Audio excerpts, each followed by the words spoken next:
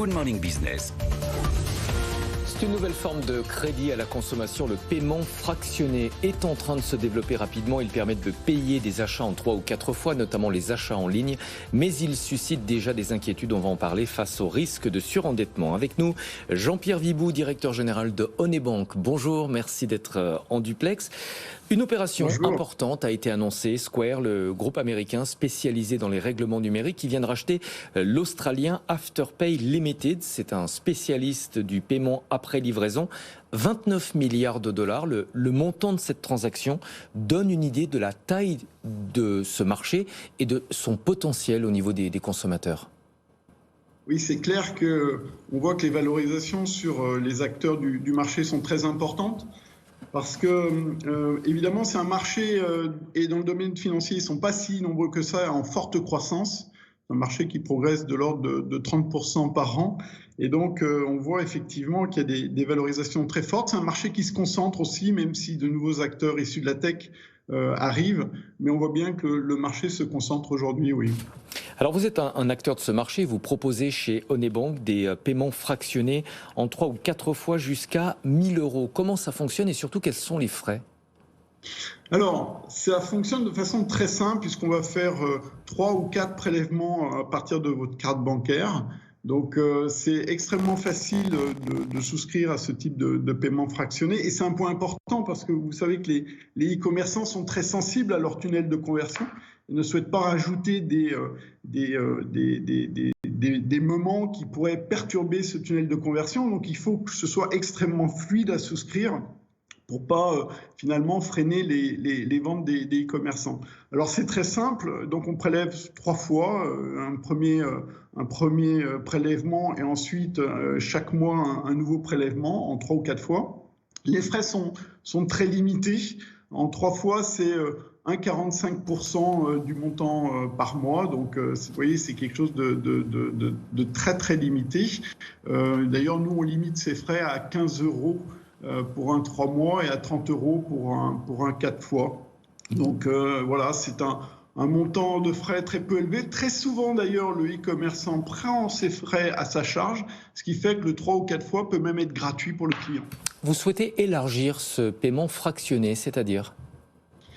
Alors, nous, ce que l'on constate, c'est que ce paiement fractionné, on l'a d'abord proposé à partir de 2008 en France aux e-commerçants avec le développement du e-commerce, parce qu'on s'est bien rendu compte que finalement, quand les clients achètent par Internet, ils ont les mêmes besoins de crédit qu'en magasin. Donc nous, on a lancé cette offre en France en 2008 et on a connu tout de suite un succès important, ce qui fait qu'aujourd'hui, on est leader en France et dans 4 pays européens sur ce marché. Le développement, il est lié à 2 choses. D'abord parce que le e-commerce se développe.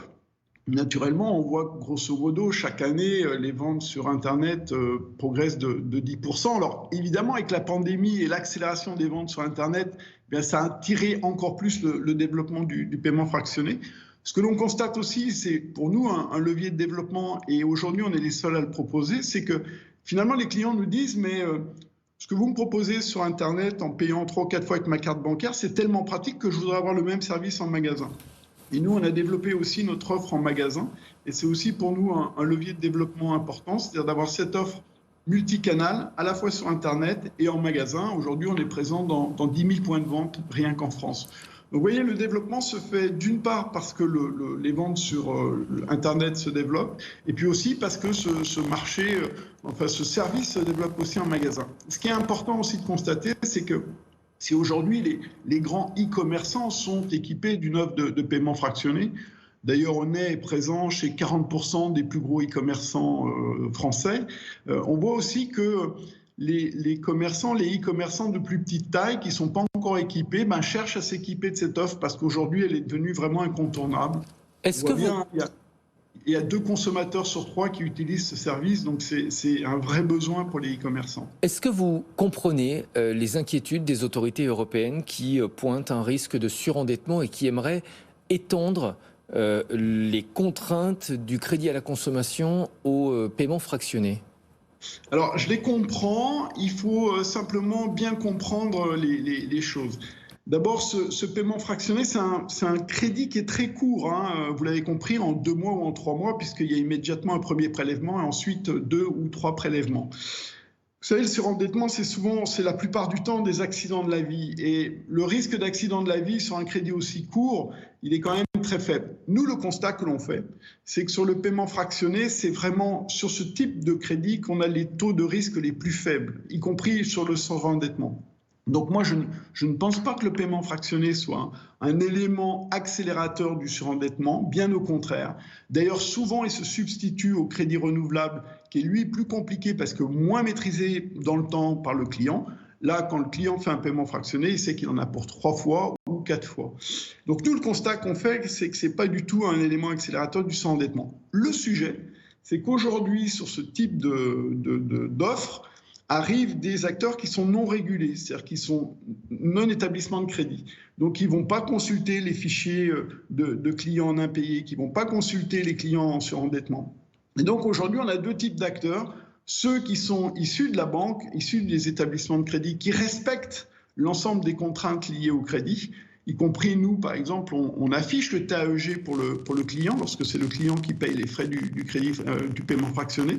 D'autres acteurs ne le font pas, voire même ne respectent pas le taux d'usure. Donc aujourd'hui, on a 2 types d'acteurs qui ne sont pas soumis aux mêmes régulations. Et aujourd'hui, la difficulté est là. Moi, je pense que pour un même service, on devrait avoir les mêmes contraintes, qu'on soit à armes égales. Un mot voilà, peut-être. Je pense que ce n'est pas du tout un élément de surendettement à partir du moment où le métier est fait correctement, puisqu'il s'agit d'un crédit. Excusez-moi, un mot peut-être sur les jeunes, c'est ce qui inquiète justement les autorités européennes. Ces paiements fractionnés sont très populaires chez les jeunes.